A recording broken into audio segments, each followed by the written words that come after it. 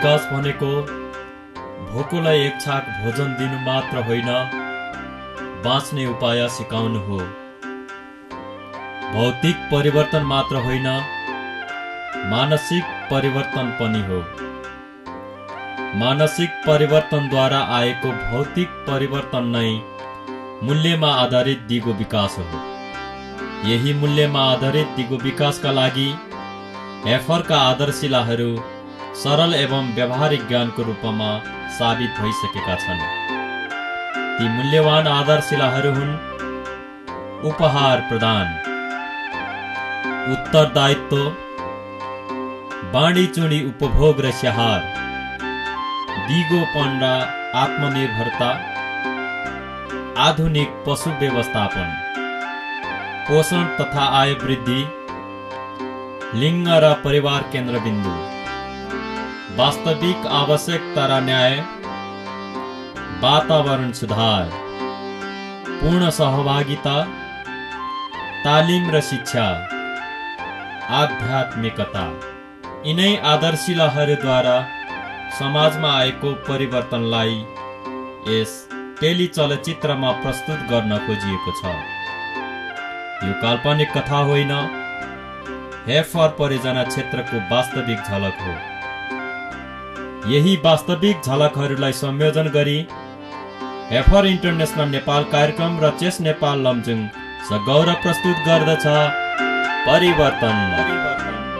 यस टेलिचलचित्रका सबै पात्रहरू परियोजनाको लाभान्वित परिवारका बालबालिकाहरू हुन्।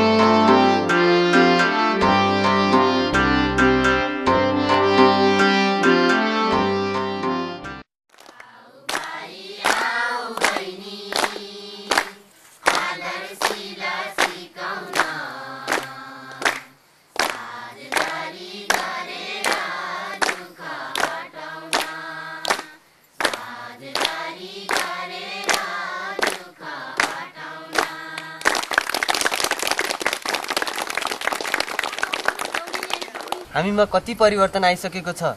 पोहोरका हामी र अहिलेका हामीमा कति फरक भइसकेको छ। हाम्रो मास्टर बाबुले भने जस्तै यो गाउँमा परिवर्तन आएको चाहिँ आदर्शिलाकै करामत हो। यो आदर्शिलाको ज्ञान मैले 13 वर्ष अगाडि नै पाएको भए मैले यति ठुलो पाप गर्ने थिइनँ होला। आफू जीवनभर काजी बने तर व्यवहार भने पाजीको गरे। छि छि छि छि थुक्क मेरो बुद्धि। हो त नि काजी दाइ, हामीले कति ठुलो गल्ती गरियो। बिचारा ती गगनीका छोरा र छोरीको के हालत भयो होला। हो त नि साथी हो।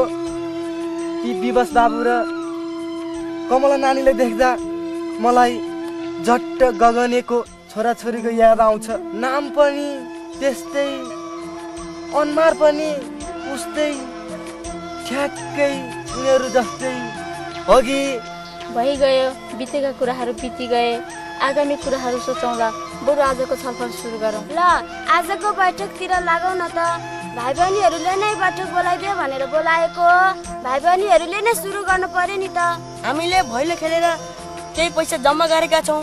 त्यो पैसाले कुरो किनेर कसैलाई उपहार दिउँ कि भनेर। तिमीहरूले आफै जम्मा गरेको पैसा कसलाई दिने, कसरी दिने भन्ने आफै सोच न त। त्यसरी कहाँ हुन्छ काजी?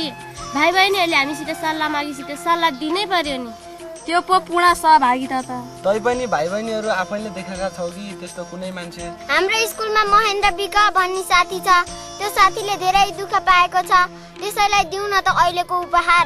त्यही त उसले अहिलेसम्म ड्रेस पनि सिएको छैन, किताब पनि किनेको छैन। त्यसैले त स्कुलमा सरले दिनदिनै गाली गर्नुहुन्छ नि। अस्ति मलाई भन्थ्यो बिहान बेलुकी पकाएर खाने चामल पनि छैन अरे उसको घरमा। त्यसो भए अहिलेको उपहार त्यसैलाई दिन पर्ला जस्तो छ। उपहार दिन त दिने, तर एकचोटि उसै घरमा गएर बुझ्न पाए त हुन्थ्यो कि। हो त नि, वास्तविक आवश्यक हो कि होइन एकताल त बुझ्नु पर्छ। हो त, वास्तविक आवश्यकता र न्याय भन्ने आधारशिलालाई पनि त भुल्न भएन नि। बिहान पनि छिप्पिँदै गयो, कति छलफल गर्नु छ र। त्यो महेन्द्र विक भन्ने बच्चोको घरमा एकताल कमला नानी आफै गएर पुगेर यथार्थ कुरो लिएर आए राम्रो हुन्थ्यो कि कसो महिला नानीहरू। ठुलो होइन राम्रो मान्छे बन्छु पञ्चास तै ठुलो मान्छे राम्रो मान्छे पञ्चास। बाउ बिहानदेखि निक्लेको अहिलेसँग अत्तो पाइन, अत्तो पत्तो छैन, त्यही बाउको छोरी त हो नि। आमा आमा दाइ खोइ? दाइ त स्कुल गइसक्यो। म पनि दाइसँग स्कुल जान्छु भनेको होइन, खालि आमा त दाइले चाँडै स्कुल पढाइदिनुहुन्छ म जान्छु भनेर यति चाँडै किन पढाउनु भएको?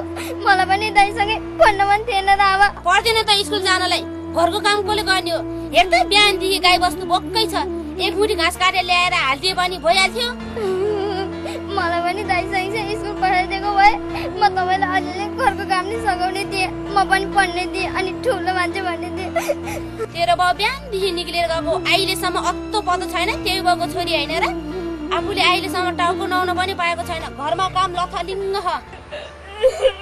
ल्याएर स्कुल गएको मान्छे फेरि किन रुँदै आएको? स्कुल सरले ड्रेस पनि ल्याएन, किताब काप पनि ल्याएर छोरी भएर आयो भने निकालिदिन गछ त्यति निकालिदियो भन्दैन त रुँदै आउनु पर्छ? कसरी पढाउनु त मैले तँलाई?